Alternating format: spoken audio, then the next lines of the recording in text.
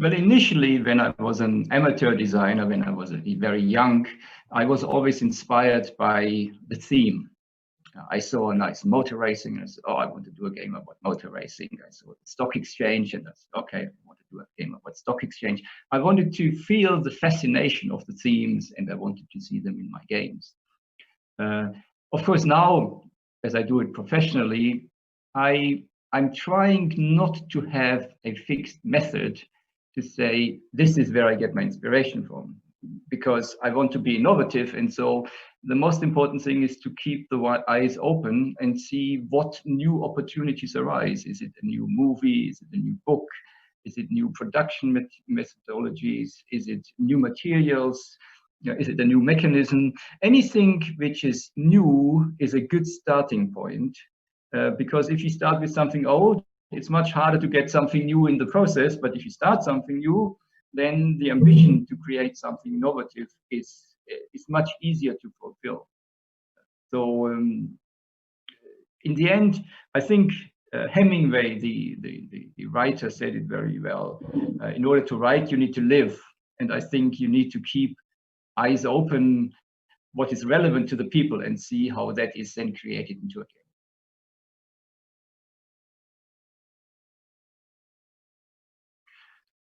Well, there are two answers. One is the market has changed.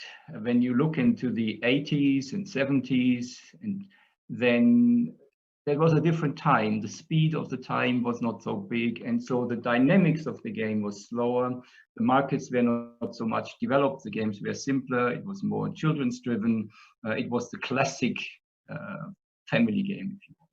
But then over time, the market developed, the market got much bigger, many more novelties, many more new games come out.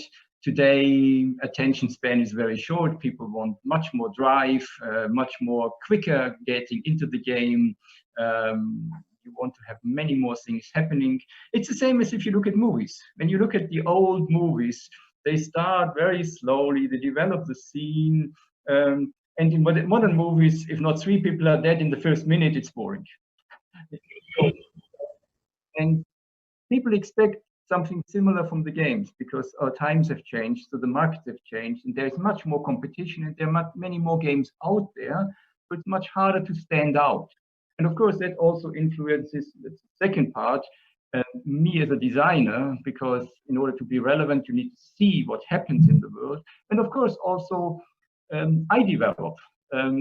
I have done my classic tile laying games and auction games in the 90s, I guess, samurai, modern art, and so on. I understand modern art is very popular in Asia, yes.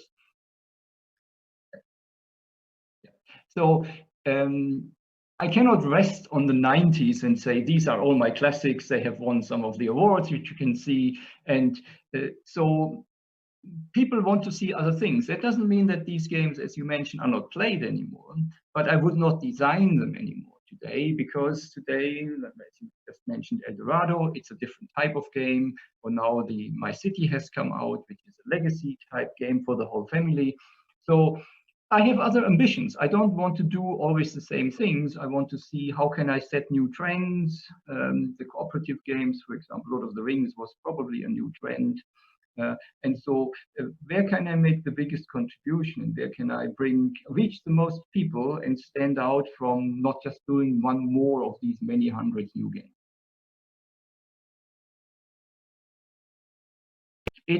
This is a very difficult question, because if I really knew, of course, I would like to set the next trend, but setting trends is not so easy. And very often a trend is also created a bit by luck and accident, because you create games and you never quite know, is the game going to be successful or not? I mean, I had the game Heckmeck or Picomino, so the dice game with the worms, and no publisher wanted the game, and but I believed in the game, so it took quite a while to bring it to market. And then it has suddenly become a cult game, and everybody likes to play it, and we have sold more than 1 million copies, actually. So it's you never quite know what is going to be successful, or but as I cannot always create completely new trends. I mean, this I would like to do, but it's how do you?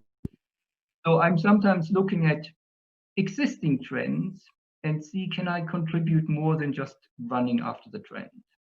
So with El Dorado, for example, Dominion created the deck building games. And when I played, I mean, I'm an experienced player, I would say. When I played Dominion, I had problems understanding the game. What am I doing there? I have cards and I'm playing, and then I get rid of some cards and get some other cards in, and I build up this engine. And it was very abstract to me. I mean, don't get me wrong, it's a fantastic game, yes, but it was groundbreaking. But so I said, what can I do? How can I open this up? If I had difficulties, maybe other people, then the casual players have also difficulties. And so I said, well, if I make a race, if I give it a nice flavor, some theme where everybody can associate with, I'm racing for the gold of El Dorado, and then I have a board with a map. And so I have a little starter deck and I play my cards so that the pieces move. And so I go through the jungle and I have a machete and I have a tent to stay there. And I move on and I have a guide. And then comes a river. Well, my machete doesn't help me over the river, so I need a boat. So it's quite clear that I want to get the boat card to get over the river. You don't have to explain to people what you're doing, but intuitively, the players will much more understand the objective and why they are doing things. So it becomes more or less self-evident, the play type, and we need to explain much less in the rules. And it's all very harmonious and consistent. And that's what I like about design.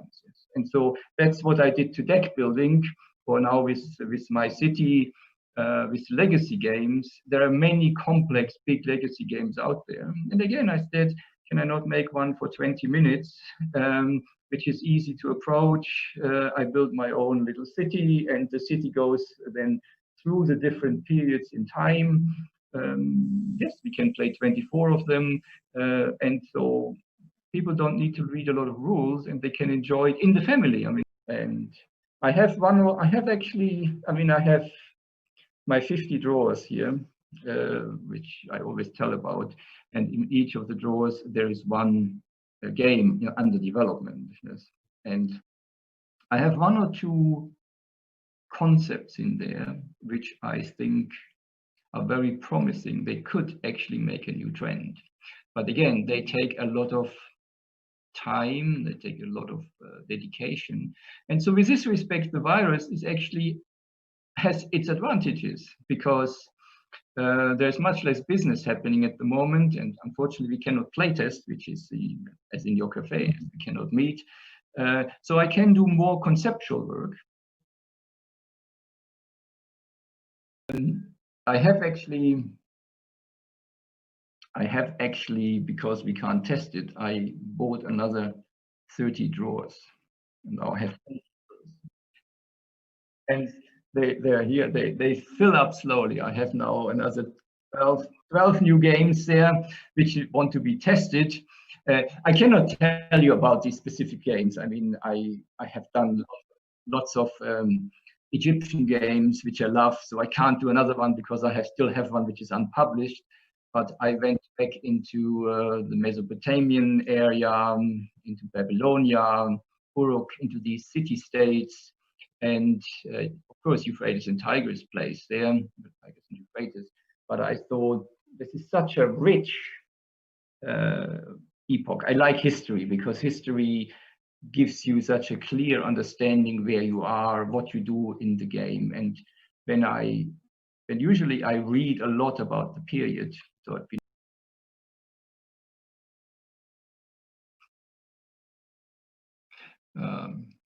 I'm not sure if I have any secrets people would not know. I'm a thief.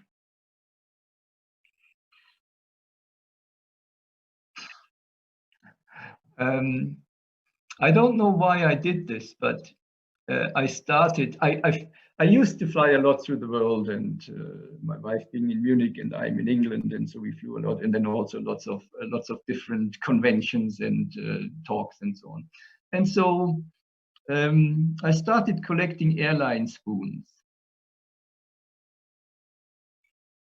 Spoons from the airlines, yes. The Singapore Airlines, I have a nice spoon and so on. And it actually started that I said, oh, what do I do when I get off the plane? I would like probably to eat a bit in my room, and I don't have a spoon, so I'll take the spoon. Yes. So that's how it started. Yes, and then I made a hobby out of it, and so whenever I flew in a new airline, I stole the spoon. Later, I said it's not correct to steal it, so I actually asked the people in the airline, said, "Can I take a spoon?" They said, "Yes, take the spoon." And so on. So I have a big collection. Then I organized my crime, because then I told other people, if you go this airline, I haven't been on this airline, get me a spoon. And so sometimes people still send me a spoon. And I have more than 300 different spoons of airlines now. And it's only spoons. I don't want any forks and any knives or anything. Yes, it's spoons.